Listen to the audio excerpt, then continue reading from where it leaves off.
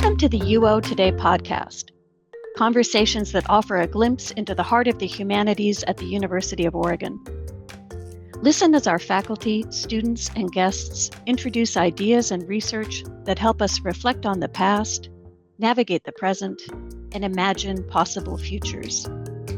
I'm Leah Middlebrook, Director of the Oregon Humanities Center.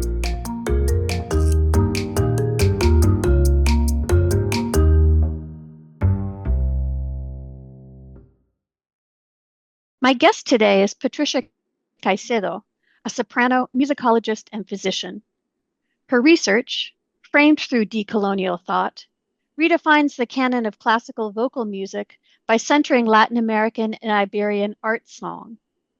She has released 11 albums, published numerous academic articles, and authored 16 books, including the landmark The Latin American Art Song, Sounds of the Imagined Nations, and We Are What We Listen to, the impact of music on individual and social health. As a performer, Caicedo has appeared in more than 100 concerts and recitals across Europe, the United States, and Latin America, establishing herself as one of the leading interpreters of Iberian and Latin American art song. Caicedo was artist in residence at the UO's School of Music and Dance from January 20th to 22nd, 2026. She shares her expertise in Latin American and Iberian vocal music with lectures, performances, and a masterclass. Thank you so much for coming on the show, Dr. Caicedo. Thank you for inviting me, Leah. I'm super excited to participate. Could you tell us a little bit about your background and what led to your various interests? Oh, that's a long story. Choose the parts you like the best. Okay. So I was born in Colombia in a city named Ibagué. So I started studying music when I was 5 years old because my father, especially, he loves music. He's a big music lover. So he wanted a child who would be a musician. So here I am. I'm a musician. So I grew up singing Latin American and Spanish language music, like especially folk and popular music. That's what I grew up singing. And only when I was about 23, I started serious quotations, vocal studies, like the vocal training for a classical singer. Because first, I first studied another career. I studied medicine. So when I graduated from my medical school, I went back to the conservatory to study voice, thinking it would be my hobby. But the music was taking more and more space from my life, and especially making me very happy. So at a certain point, I said, I wouldn't like to be 41 day and look back and say, oh, I didn't do what I didn't commit it, or I didn't even try to become a singer. So that's when I decided to give it a try and become a full-time singer. And then that was connected to changing country. So I moved to Spain, to Barcelona, almost 30 years ago now. And so that move was related to this change of identity, that I need to do this changing of my whole environment to become a musician. And later on, I started a doctorate in musicology because I'm passionate about history and about understanding the context of creation of music and of everything. I hope to be an eternal student. I like to learn all the time. So that's what I'm all the time, just looking for understanding the music that I'm singing, getting to know the composers that I find, etc. But I told you that I grew up singing in my teenagerhood, especially Latin American and Spanish language folk and popular music. And then when I started my studies at the conservatory, although I was studying in Colombia, um, that music disappeared, and I suddenly was immersed in this learning Italian arie antiche, like all like art songs and German repertoire and French repertoire, and constantly asking myself, where is my music? Where is Latin American music? Where is this music? Is that is not good enough to be part of the conservatory studies, or what's happening that is completely neglected, disappeared? So thanks to my first teacher, who she went outside of the curriculum to give me one song in Spanish by the Argentinian composer Alberto Ginastera.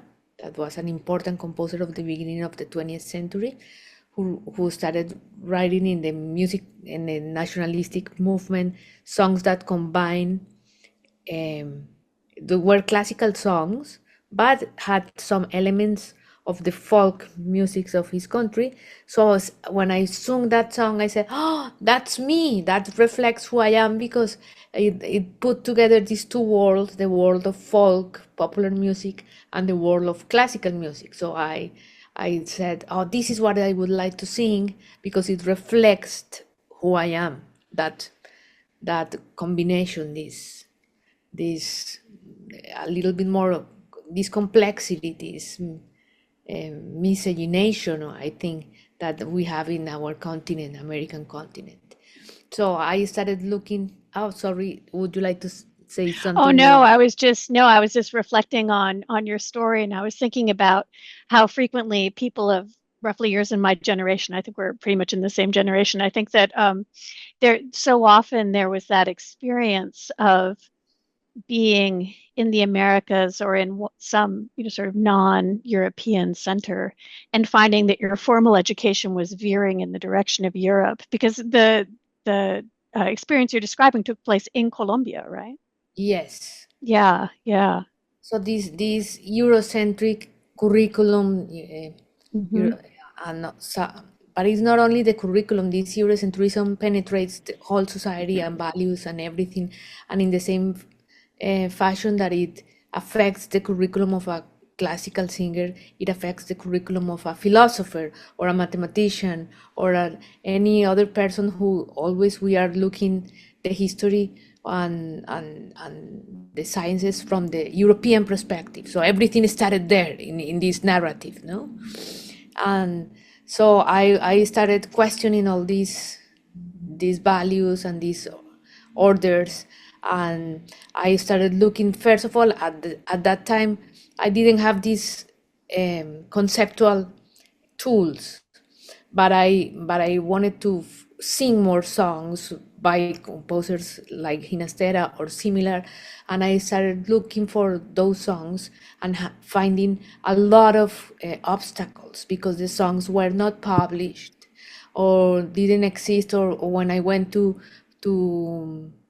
concert halls or places to program one of these concerts, they said, but why don't you sing Schubert or Mozart instead of these little songs? Kind of in saying that these are not of the same level, implying that. So all those experiences started me to question the order of things, the value that we assign, the reasons to try to understand why is that we are self-colonizing us ourselves in through our education and institutions, etc. So I discovered that those most of those songs have not been published. Of course, they are not valued in their own countries, not because their own countries are bad, or it's because of the set of values that are ingrained in all our mentalities through our after centuries of colonialism. And so the songs were not published, or so if they were not published, they are not performed, they are not programmed in concert halls, etc. So they fell into this um, vicious cycle of disappearance. I mean, they were led to disappearance and not lack of appreciation.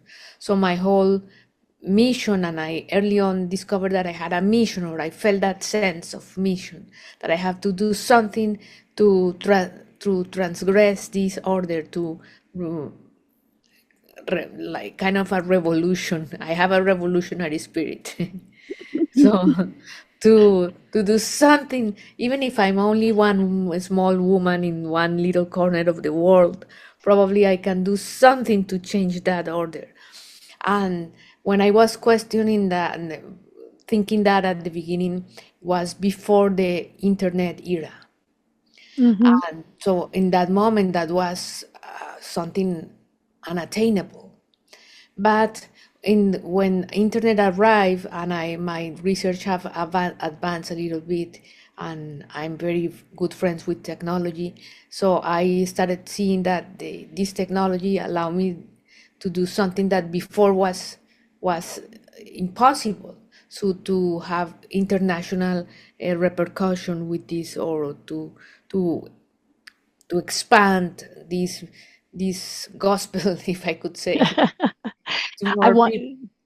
I'm also interested before you get into your expanding of the gospel of, of the songs that you were working with. I'm interested in your research process. So, how did you go about? I mean, especially before there was internet access to these archives, but what kinds of research did you do to assemble the corpus of songs you were working with? So at the beginning, it was just asking to people, and I found Xerox copies of songs that were published, especially at the beginning of the 20th century, especially in Argentina, where they had this publisher called Ricordi Americana. There is all musicians know, all classical singers know Ricordi. Ricordi publishing is from Italy. So Ricordi, in the beginning of the Italian Ricordi, at the beginning of the century, 20th century, put a branch in Buenos Aires. They have a strong Italian immigration at that time, and there was the Colón de Ópera, el Teatro Colón de Ópera, the Colón Theater, that it was one of the most important of the world at the time. So they put this branch and they start publishing local composers or composers from the Southern Cone. But that happened at the beginning of the 20th century and never again. So I was finding copies and copies of the copies of all songs, and then I started through contacting. So now I'm stretching this through years, um, going to private archives, to libraries, to the descendants of composers. So I started knowing who were the composers, and especially this kind of repertoire, this type of song, the art song, is a combination of music and poetry, because the composers, in the same fashion that Schubert did in Germany in the 18th century, he was setting to music the poems of Goethe or Schilling, the great German poets, because he said they thought at this moment of the nationalistic period that what better represented their nationality was their language, and their language through their poetry. So they chose these poems, short poems, and set the poems to music for voice and piano, and that became a genre, the art song or Lied in German. No? So Latin American, and I don't say Latin American, American, the continent, composers started doing something similar, setting to music their best poets. So I have to be familiar with poets too, and to start discovering poets and descendants of poet families, etc. And so I start finding songs also through descendants, and after me, and at the beginning when I found one song that was a source of some huge happiness, I made a party the day I found one song. But with years, people started to know that I was the crazy woman who collected those songs, and sometimes I receive in my door a box of songs that the descendants of one composer decided to send to me because they know this woman will do something. So the process inverted in a way, no? And I start receiving songs and songs, and until a moment I had like 2,000 songs, and I said, "Wow, oh my God, is so big." And this repertoire, and so it was even more dramatic, the fact that people don't know of its existence or don't appreciate it. May I ask you, are there poets whose work is contained in some of these songs who might be familiar to readers in the United States today? Are there songs that focus on Rubén Darío's work, or, who are some of the poets who furnish the lyrics to some Yes, of these songs? songs were, for some of the favorite poets were, for example, Garcia Lorca, Federico Garcia Lorca, that was used by Spanish composers and also by Latin American composers when they were trying to highlight the relationship with Spain, their former colonizer, no? Eh, or, for example, Pablo Neruda, the Nobel Prize from Chile, also another Chilean Nobel Prize, Gabriela Mistral. She was also set to music a lot, and in each country there are their poets. For example, in Colombia, José Asunción Silva, or Porfirio Barba Jacob, or Dora Castellanos, and little by little it was a whole process, because in the beginning of this genre in Latin America that is very close connected with our own national independence movements. When after achieving independence, we start setting to music first poets, German and French poets and Italian poets. So there's songs in German, in Italian, and in French. Same was happening here in the United States. And little by little, we internalize the fact that, okay, our own poets, our own languages also deserve to be set to music. So we start looking at our own poets that also talk about problems and situations, realities that are known by on us. And for example, a paradigmatic example is Gabriela Mistral, because she was talking about motherhood, or children who were living in the streets, or things that were very well connected to their social realities, and composers started setting to music these poems. So there are all, and Yeah. of course in Brazil, Manuel Bandeira, Cecilia Meirelles, and all the composers, the poets in Portuguese. This is really exciting and so interesting. You mentioned earlier that you were studying medicine and you realized that your passion was song, but medicine has continued to be important to you. I noticed that you have a podcast called Resonances, where music, health, and identity meet. Could you tell us a little bit about your ongoing interest in medicine and health and how it intersects with your passion for music? Yes, because I mean, I graduated as a medical doctor and I practiced for some little years, but I was combining with music, and and also at that time, the last years of my practicing medicine and last years also at the university, I developed eating disorder. That was a terrible illness. I mean, it impacted me a lot, and it was I couldn't control. And it was through music, through my voice teacher, who didn't know that I had that disorder, but she started telling me, "Oh, Patty, you have to eat for your voice, or you have to, etc." So I start eating and recovering for my voice. So the music was my cure, my medicine. And so I experience in my own being the fact that the music is therapeutic.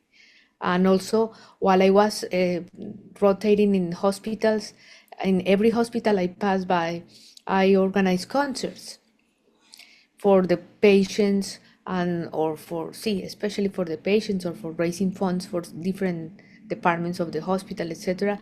And I could observe how patients felt better, and also the medical doctors who are in this environment that is very demanding emotionally and physically.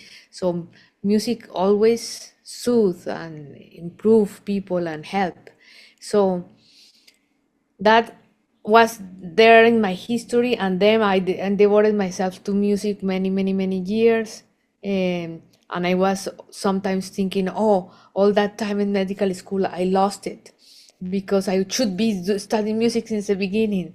But at a certain point I realized that no, everything has been perfect as it is. And and my medical training gave me the main tools to develop my music career also. And so I decided to put them back together through this book that I wrote, We Are What We Listen to: The Impact of Music on Individual and Social Health, in which I approach this connection from a historical perspective, also from a neurobiological perspective, from musical perspective. So in a very accessible way. So it's my book that is just for everybody, trying to make people aware of how music could and should be used for improving our health, everyday health, not only as an individuals but also as communities. Yes, I think we're having experiences now, just recently, in that power of collective song and collective chant again. I think it's very salient in many communities in the United States, how grounding and affirmative it can be to share song.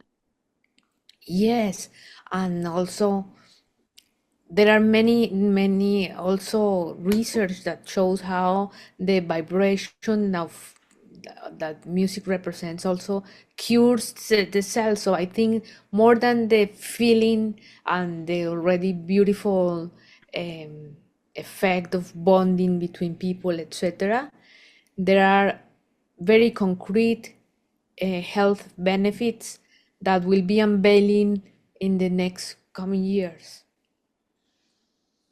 So interesting. You are also the founder and director of the Barcelona Festival of Song. Can you tell us about that festival?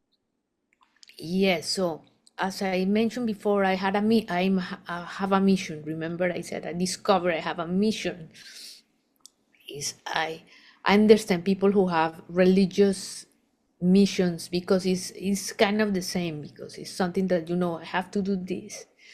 And this mission is to put in the place of valuation that it deserves, this repertoire, these composers, poets, etc., to disseminate this music, to make it accessible, because it's part of the our own identity and history. It reflects the history of the countries in which this music was made.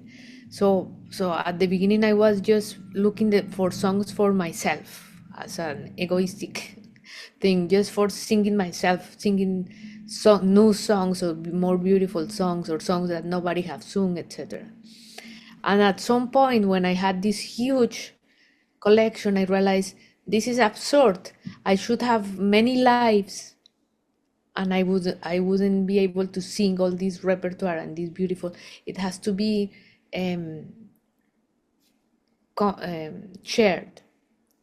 And singing is not enough, because the music it disappears in the moment of creation.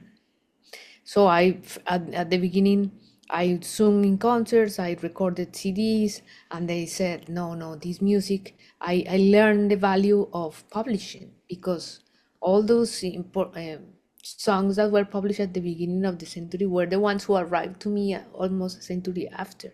So I start publishing this music, and then teaching this music to the new generations. And then I said I have to create a space where this music is learned and is also validated, because it's in a place of value, is legitimated. So this is the Barcelona Festival of Song. Mhm. It's a program it's a training program for classical singers and pianists. It's a summer program where they go to learn the history and interpretation of Latin American and Iberian art song in Spanish, in Catalan, and in Portuguese. And there is also a concert series of 8 concerts The last two are sung by the participants of the festival, who is beautiful. And also the festival every year commissions the composition of new songs to contemporary poets and composers. So the genre continues growing and thriving. That's wonderful. You said it happens in the summer. Does it happen in a set month?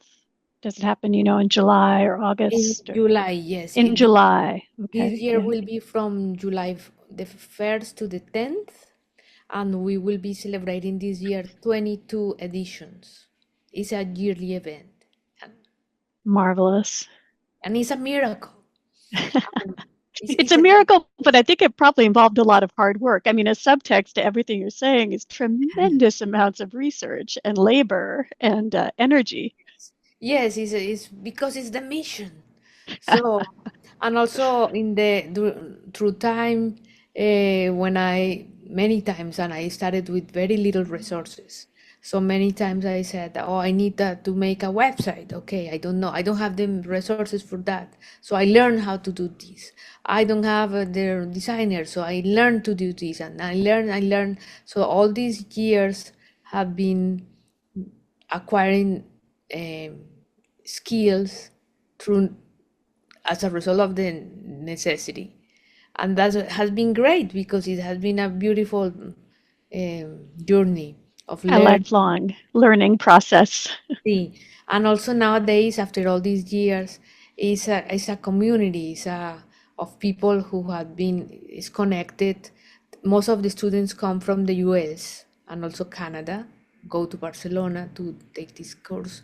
When they come back here, they come back with this repertoire, with this knowledge to replicate in their own communities, to share the music. So it's fulfilling the mission of spreading across the world the repertoire and composers. That makes a beautiful bridge to the last question I wanted to ask you, which is tell us a little bit more about your activities during your residency here at the University of Oregon in our School of Music and Dance. So I'm super excited because this is allowing me to fulfill my mission. So it is finding meeting with the young voice students, working with them in masterclass setting, helping them to perfect their diction and interpretation of Latin American and Spanish art song. And Camille, she did a great, the professor who invited me and organized everything, she did a beautiful job in not assigning them the songs that are always in everybody associated with the songs in Spanish that always everywhere is Granados de Falla, Joaquin Rodrigo, and Granados, Falla, and Joaquin Rodrigo. So the Yep. same songs are like kind of the canon, and are all of them are from Spain. Mm-hmm. They enjoy also better publication and distribution, etc., as a result of their power.